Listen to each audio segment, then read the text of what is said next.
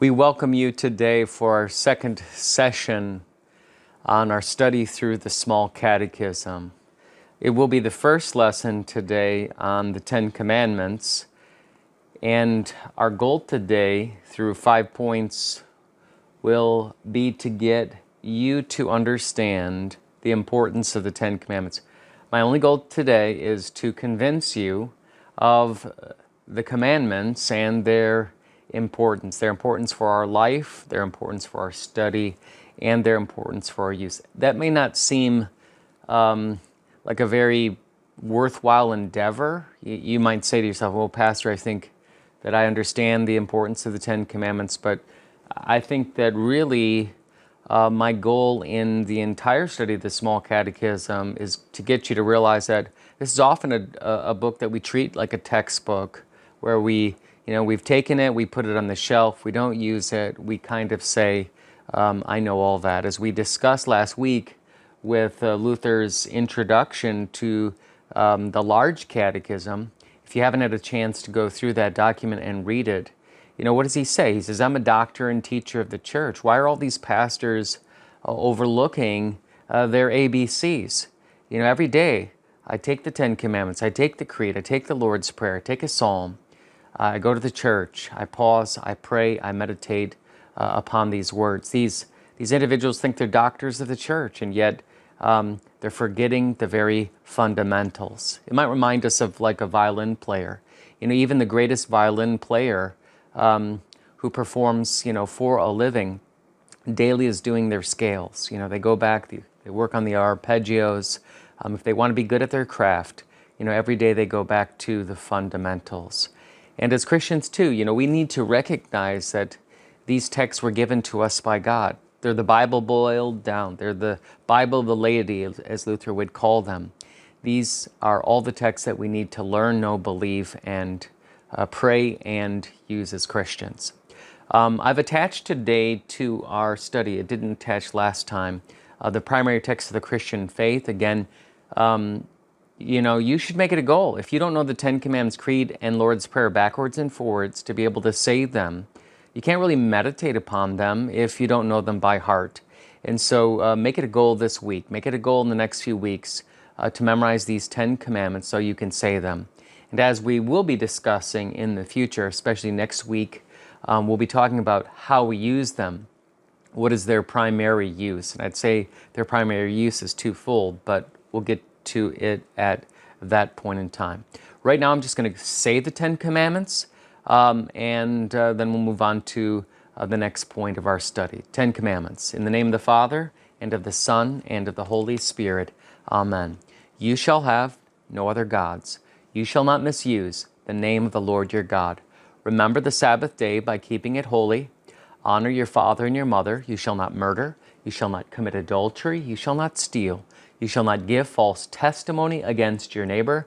You shall not covet your neighbor's house. You shall not covet your neighbor's wife, or his manservant or maidservant, his ox or donkey, or anything that belongs to your neighbor. He says, I, the Lord your God, am a jealous God, punishing the children for the sin of the fathers to the third and fourth generation of those who hate me, but showing love to 1,000 generations of those who love me and keep my commandments.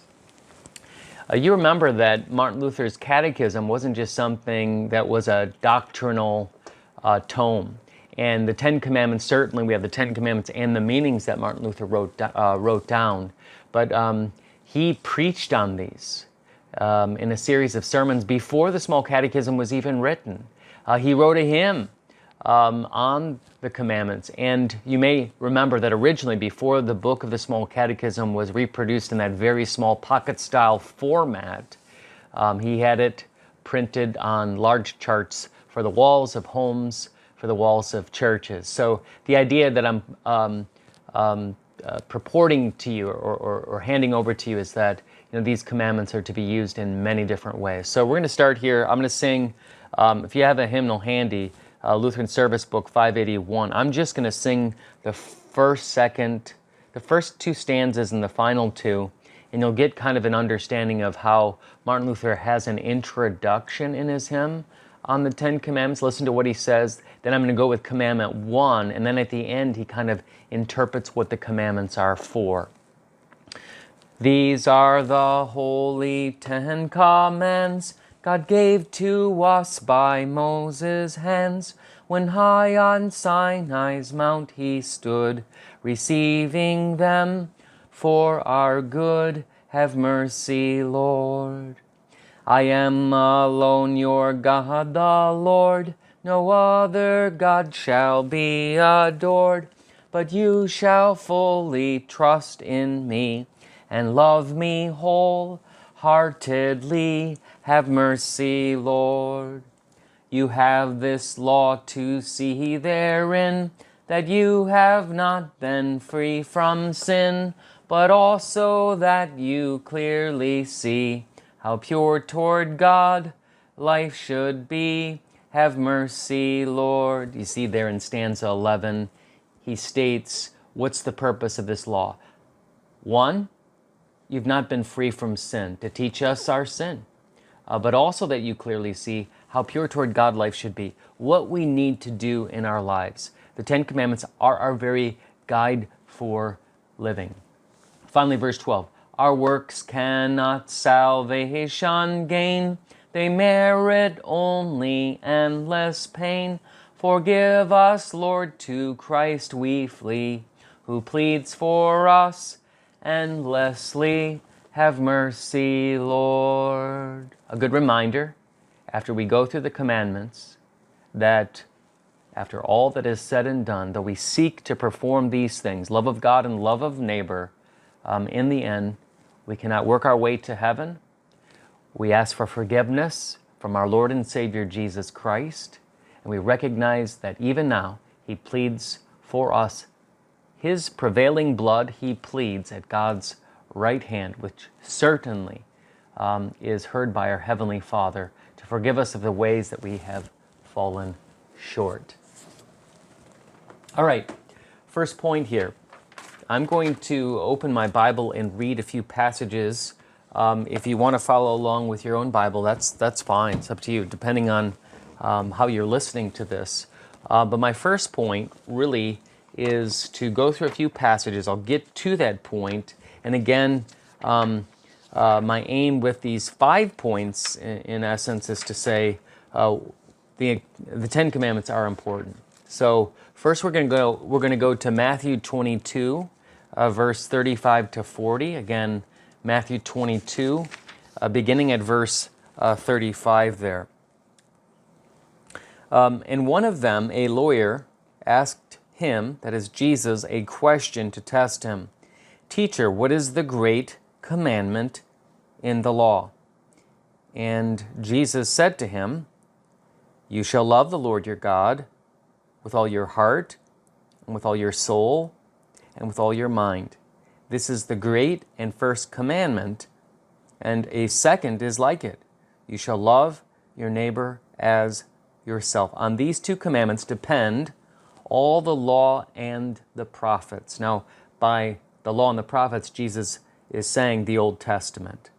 They didn't call it the Old Testament because the New Testament had not been written. So when it says, Jesus says there, on these 2 commandments depend all the law and the prophets, he's saying, on these 2 commandments depend all of the entirety of the Old Testament. So my first point here, and I'll have other Bible passages to point this out, is that the 10 Commandments are important to us. We should consider them as important because they're important to Jesus.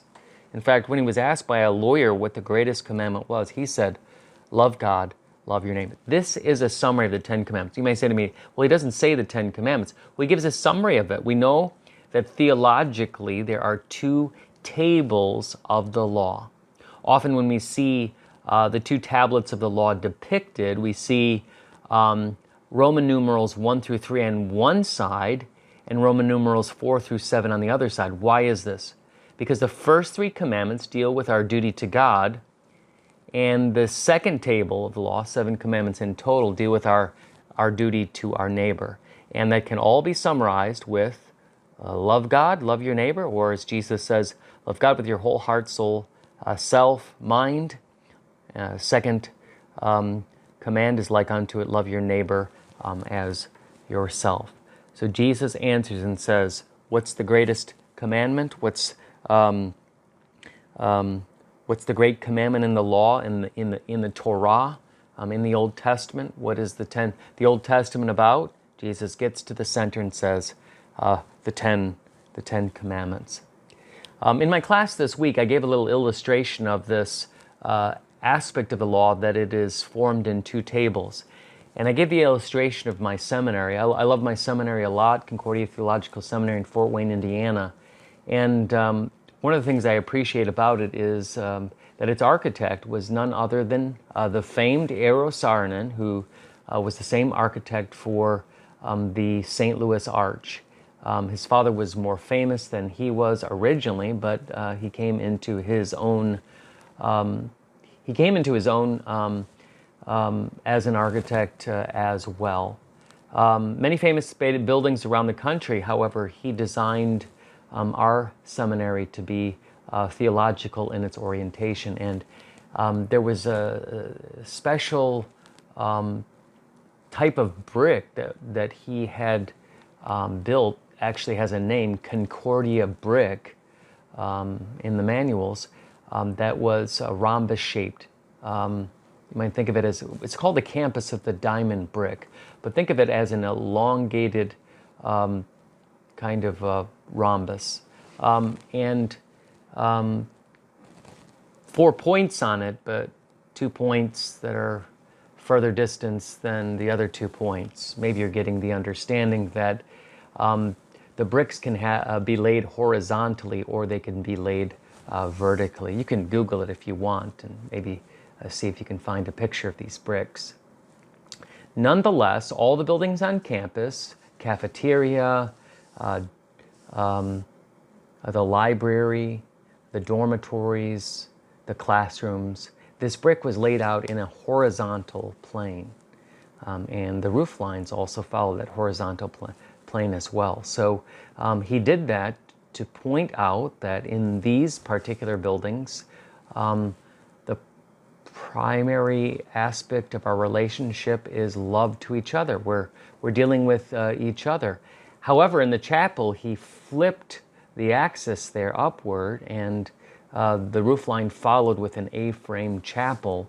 But on the front wall of that chapel, all the diamond bricks point upward to simply show that we, in the chapel, in this one place here, our primary relationship is, where we receive the Lord's gifts, where we give to Him our praise and our thanks.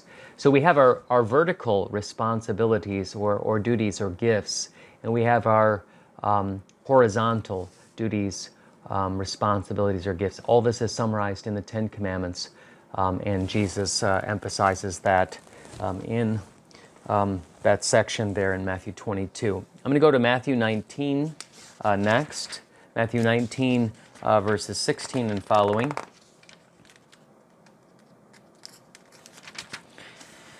And it says here, "And behold, a man came up to Jesus, saying, 'Teacher, what good deed must I do to have eternal life?' And he said to him, 'Why do you ask me about what is good?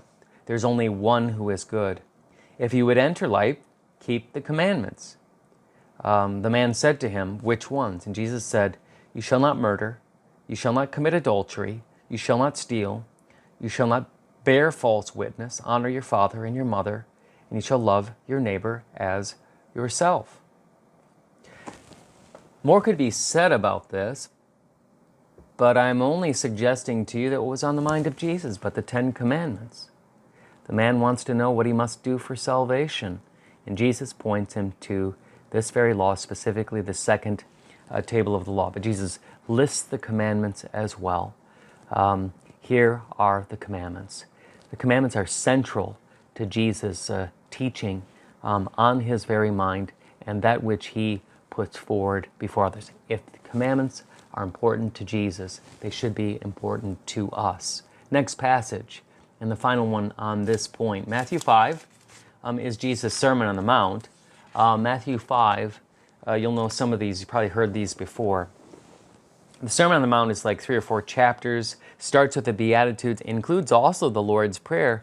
But look at this. It's like a small catechism in miniature, because Jesus, in a portion of his first public sermon on the Mount, he preaches on sections of the commandments. There's three specifically that Jesus deals with.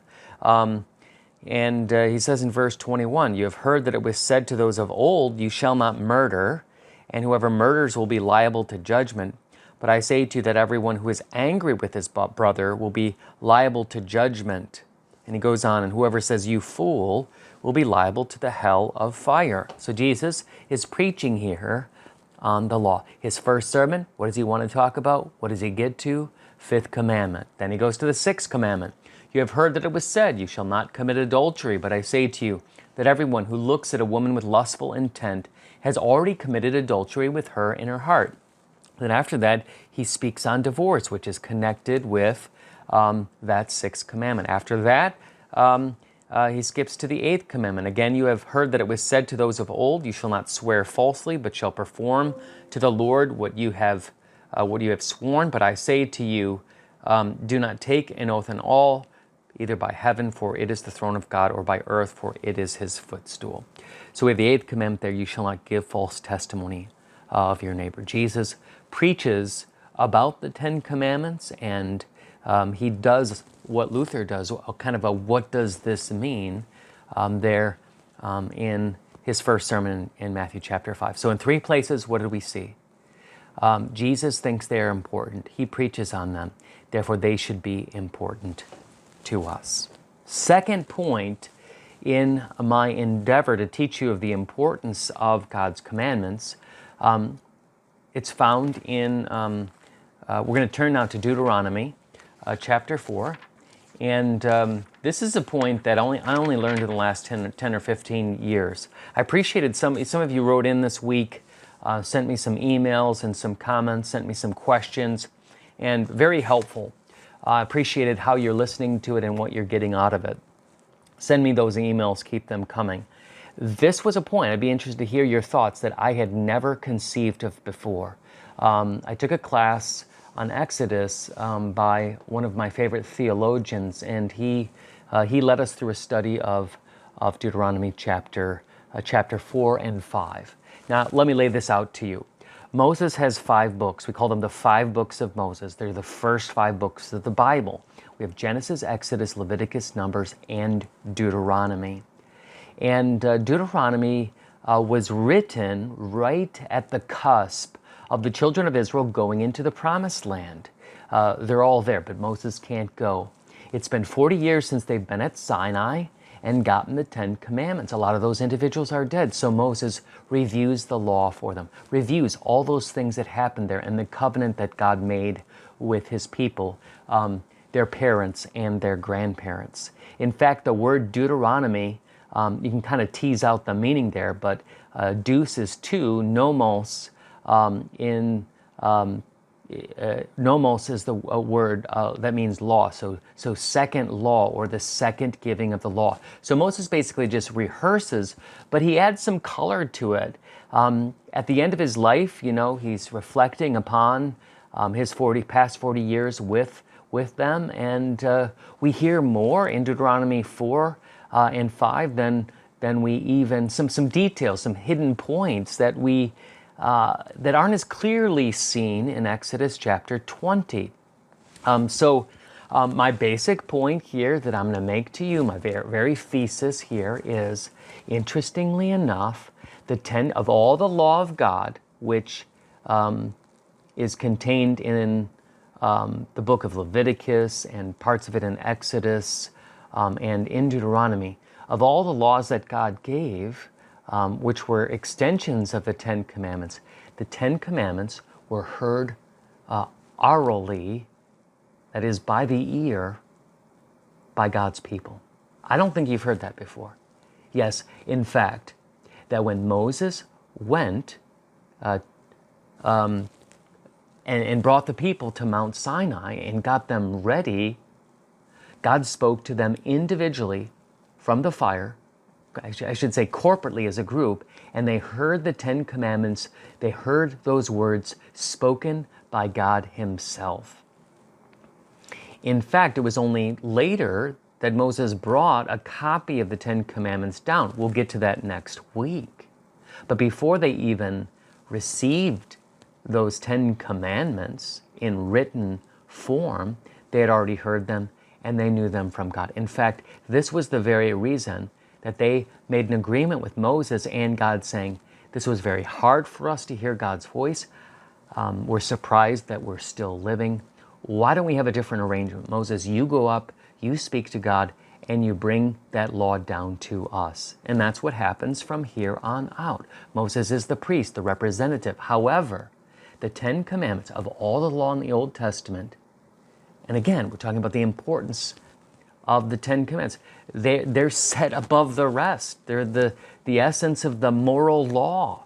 And they hear these words. Of all the words of the law, it is the 10 commandments that they hear from God's own mouth. So let me lay this out. In Deuteronomy chapter 4, beginning at verse 10, we start with these words. Moses says, how on the day that you stood before the Lord your God at Horeb, the Lord said to me, gather the people to me, that I may let them hear my words, so that they may learn to fear me all the days that they live on the earth, and that they may teach their children so. And you came near and stood at the foot of the mountain, while the mountain burned with fire to the heart of heaven, wrapped in darkness and gloom. Then the Lord spoke to you out of the midst of the fire. You heard the sound of words, but saw no form. There was only a voice. And he declared to you his covenant, which he commanded you to perform, that is, the 10 commandments. And he wrote them on 2 tablets of stone. And the Lord commanded me at that time to teach you statutes and rules, that you might do them in the land that you are going to possess. What did you hear from that? You heard the sound of words, that is, the 10 commandments. Go to verse 32 through 36 of that same chapter, chapter 4. It says, for ask now of the days that are past, which were before you, since the day that God created man on earth, and ask from one end of heaven to the other, whether such a great thing as this has ever happened or was ever heard of. Did any people ever hear the voice of God speaking out of the midst of the fire as you have heard and still live? Or has any God ever attempted to go and take a nation for himself from the midst of another nation by trials, by signs, by wonders, and by war, by a mighty hand and an outstretched arm, and by great deeds of terror, all of which the Lord your God did for you in Egypt before your eyes? To you it was shown that you might know that the Lord is God. There is no other besides him. Out of heaven he let you hear his voice, that he might discipline you. And on earth he let you see his great fire. And then he speaks about the love of God for them. So then again, you see, they heard themselves God's voice. Moses would later hear God's voice. He spoke to the Lord as one speaks to a friend. But at the beginning there, these 10 commandments weren't something that Moses said, yeah, I found some tablets up at the top of the mountain. I thought I'd bring them down. Yet God spoke to me, so I thought I would bring these things to you. No, they heard it themselves. It wasn't Moses just trying to convince them of something that he heard when he went up on some mountain and met with God. No, they heard it themselves. This was the word they heard from God's own voice. Chapter 5, this is the last passage here, 22 to 27. In this chapter, Moses repeats the 10 commandments to the people, and then he says, these words the Lord spoke to all your assembly at the mountain, out of the midst of the fire, the cloud, and the thick darkness, with a loud voice. And he added no more. And he wrote them on 2 tablets of stone and gave them to me. And as soon as you heard the voice out of the midst of the darkness, while the mountain was burning with fire, you came near to me, all the heads of your tribes and all your elders, and you said, behold, the Lord our God has shown us his glory and greatness, and we have heard his voice out of the midst of the fire. This day we have seen God speak with man, and man still live. Now therefore, why should we die? For this great fire will consume us. If we hear the voice of our Lord our God any more, we shall die. For who is there of all flesh that has heard the voice of the living God speaking out of the midst of the fires we have and has still lived? Go near and hear all that the Lord our God will say, and speak to us, that the Lord our God will speak to you, and we will hear and do it.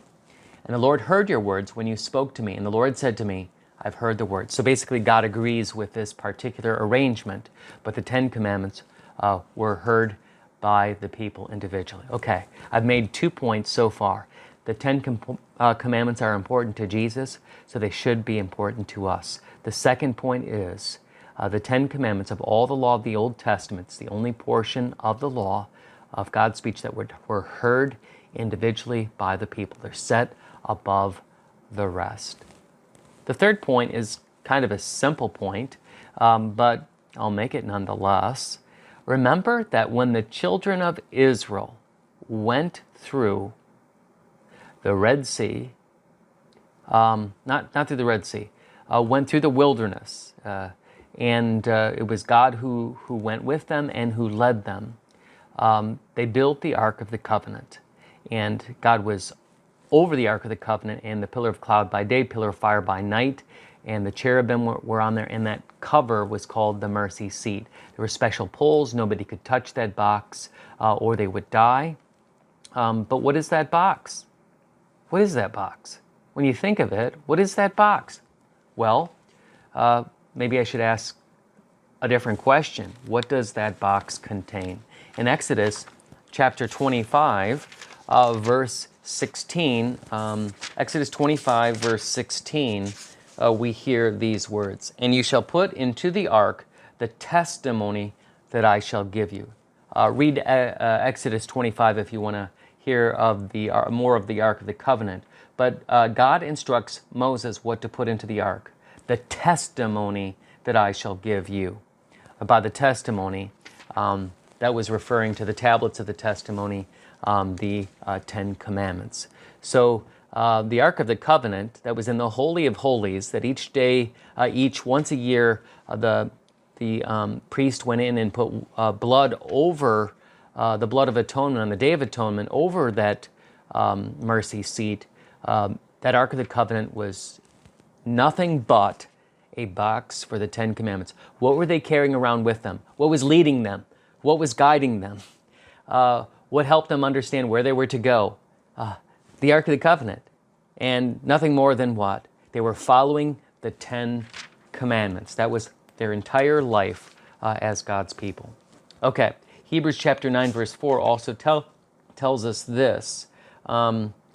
It's dealing with some of the furniture of the tabernacle, and then it says in verse 4 of chapter 9, having the golden altar of incense and the Ark of the Covenant covered on all sides with gold, in which was a golden urn holding the manna, and Aaron's staff that budded, and the tablets of the covenant. So again, we see that the Ark of the Covenant was nothing more than a box for the Ten Commandments. All right, that was point number 3. Now on to point number 4.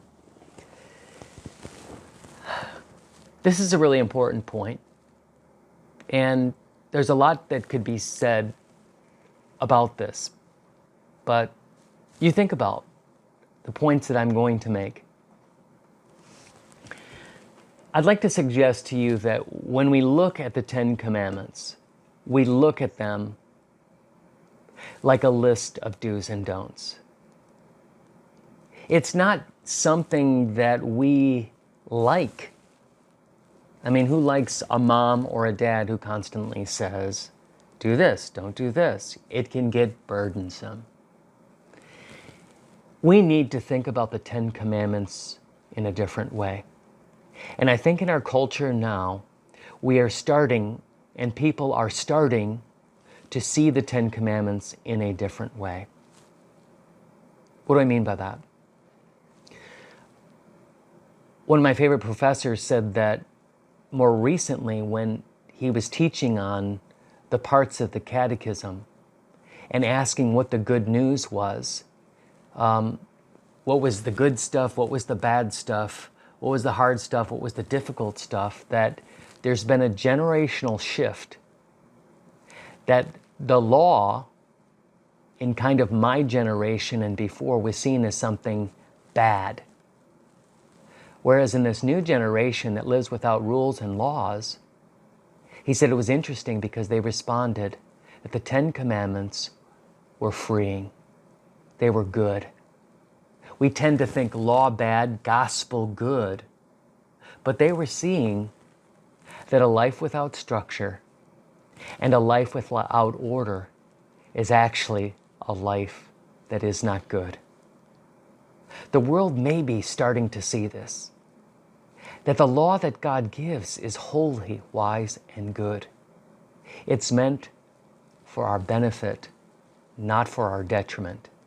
It's not given by a God who wants to take the fun out of life, but it actually relates to us who God is, the very essence of His being. I don't know how to quite say this, but Jesus really is the Word made flesh, the 10 Commandments enfleshed for us. More on that later. But the real point I want to make to you in this section is the fire and the fence.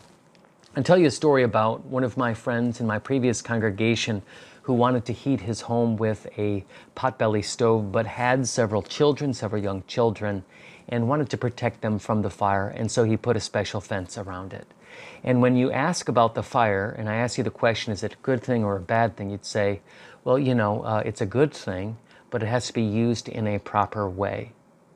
Okay? That's why it's good for heating the home. It's good for saving money, especially if you live in Wisconsin and the winters are very cold. It's good for warming the body. Certainly, the type of heat that comes from a fire is a wonderful sort of heat that warms the bones. Warms you from the inside out. Not like my heat pump that I have at home. Never heard of such a thing until I came to Pennsylvania. Cold heat. Time for me to get a potbelly stove. Now, we tend to focus on the fence. We tend, when we study the 10 Commandments, to think about the fence. We forget about the fire. We're so focused on the fence that we forget the gift behind the fence. That each one of these commandments is protecting a particular gift.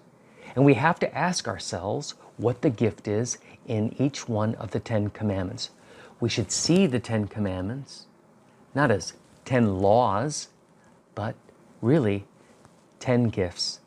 10 wonderful gifts that God has given to the people that He loves. So let's walk through them one by one and think about what is the gift that the 10 Commandments is protecting. First commandment, you shall have no other gods. That one's, quite easy.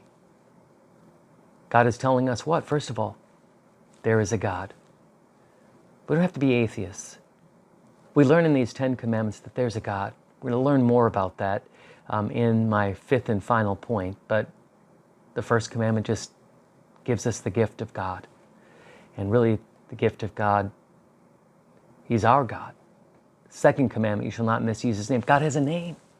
He's identifiable. So many people say, I'm agnostic. First commandment deals with atheism. The second commandment deals with agnosticism. Agnosticism means, there may be a God, there may not be a God. How can we know? But the second commandment tells us, you shall not misuse the name of the Lord. Your God has a name. He is identifiable. Third commandment, remember the Sabbath day by keeping it holy. God can be known. This is the gift of God's revelation to you and to me. We can know about God. We can know all the things that He wants us to know about Him and about this world around us. There's a God. We know His name. And thirdly, what? We can hear about Him. We can learn about Him. He gives us His precious word. He wants us to know about Him. He wants to reveal Himself to us. Back to the name for a bit. If I give you my name, it means when you think about names and people that you know their name. You have a relationship with them. We have a relationship with God. God just doesn't want to remain distant from His people. The whole story, at least of the Old Testament and New Testament scriptures, is the God who desires to be with His people, to be known, to give them His very name, that they might call upon Him in prayer and praise and thanks. There is a God. We have the gift of His name, and we have the gift of the holy day of worship and His word that He gives to us. The fourth commandment, Honor your father and your mother. You might think, well, what's that the gift of? And I'm going to say something that you might not think of. It's actually the gift of authority. Something our world doesn't think much of today. But it does not understand that the person in authority, according to the scriptures at least, exists for the sake of the one that is beneath him or her. A father doesn't exist so that his children can serve him, but that he can daily go out and do the hard work and provide for his children that don't necessarily always appreciate it.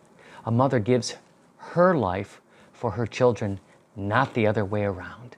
And so we see this gift of authority and different types of authority. We have authorities in families. We have authorities in church, pastor and people. We have authority in the world, governing officials and police officers. Authority, the gift of God's authority, which is a good thing. Our world doesn't see this right now, but this is the gift that God gives us in the fourth commandment. Fifth commandment, you shall not murder. What is that gift right there? It's the gift of a body, not just of a life, but recognize who you are. You are a body. And in that body, you have a soul, you have a spirit, you have flesh. We learn a lot in the scriptures about that. More could be said about that, but I want you to understand that we're not spiritualists, that we think that we're only spirits, and we're not materialists, that we think we're only material beings. We're made for God, and we're made for this earth. We're like the angels made for God. We're like the animals made for this earth. We're an interesting mix of both. God has given us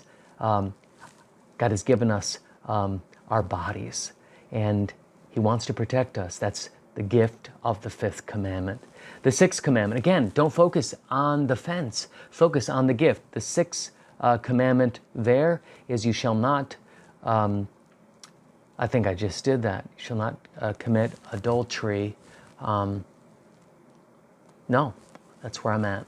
What is the sixth commandment protecting? Not sexuality, it's the gift of family. Recognize this. All the attacks such as homosexuality or transgenderism or divorce or homosexuality, whatever it may be, they're attacks on the family. Why we care about these things is because we care about kids. We care about moms and dads. God gives us a gift. He wants to protect it. The sixth commandment is the gift of family. The seventh commandment, you shall not steal, is the interesting thing. A lot of my confirmation students love this. I say it's the gift of stuff. Stuff is good, and God gives it to us. So often in our world today, we're made to feel guilty that we have things, rich guilt. If God has given you superabundance, possibly more than your neighbor, you say to yourself, maybe I need to feel guilty about this. We don't have to have rich guilt. We can rejoice in our possessions. We sometimes in our world say, well, if that person's rich and I have less, then really I should be envious of what he has. The Christian is thankful for what he or she has, recognizes that God apportions to each differently. 7, stuff. God gives you your stuff and wants you to have it and keep it. The 8th commandment, you shall not give false testimony against your neighbor. Big topic, the gift of identity. How about commandments 9 and 10? You shall not covet, the 2 covet commandments. What's the gift there? It's really the gift of happiness. Maybe not happiness in terms of how we talk about it in the world when we say, well, I just want you to be happy, and when we condone sin, but happiness the way God wants us to have it, with the laws that He gives to us. As we look at these 10 commandments, we're to see them differently.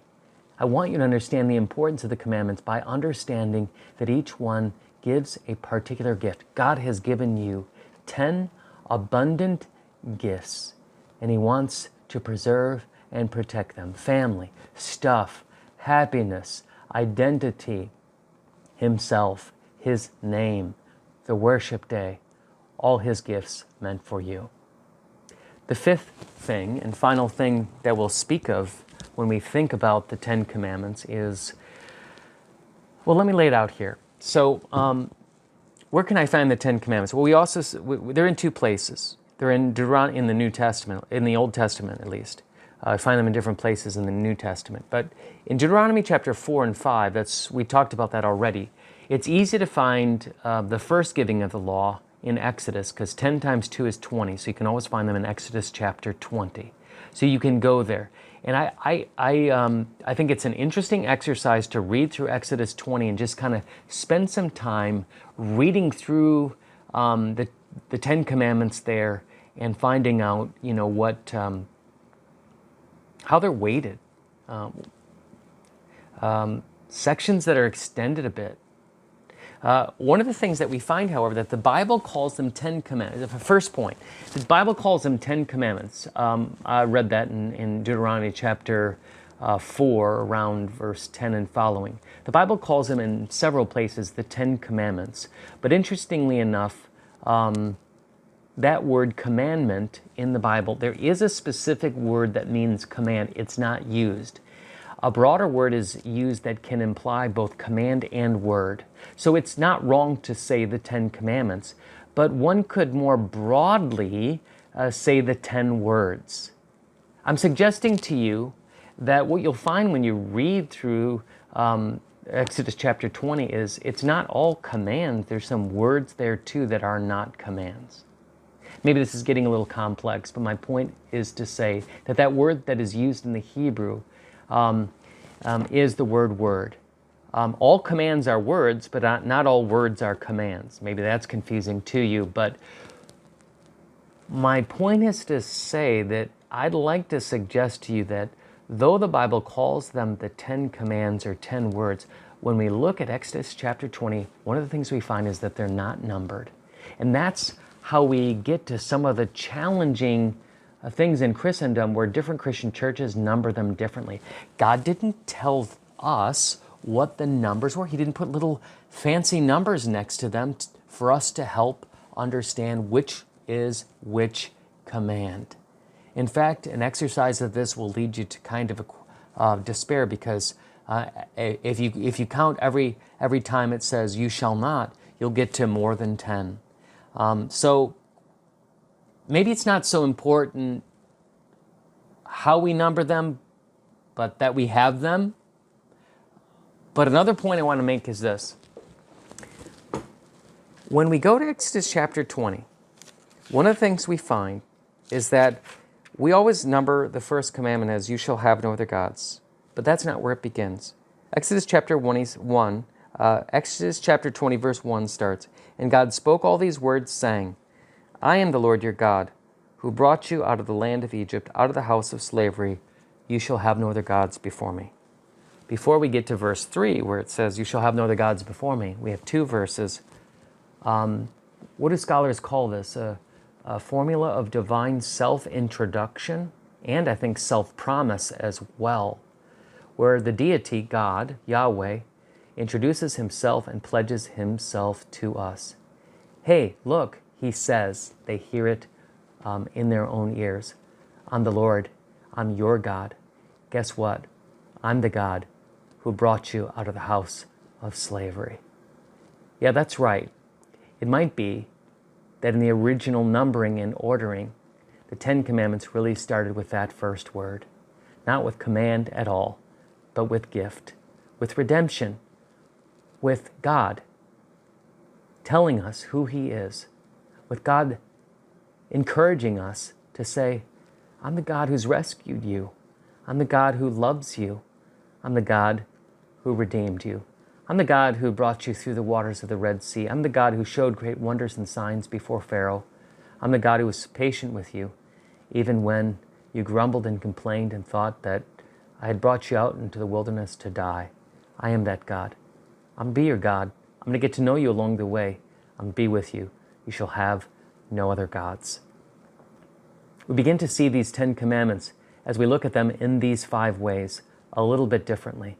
I hope today you've begun to see the importance of the 10 commandments. They're important to Jesus, therefore they should be important to us. Second point was merely that they heard them from God's own lips. Third point, Ark of the Covenant, a box for the 10 commandments. Fourth point, not a list of do and don'ts, but the 10 gifts that God gives to us.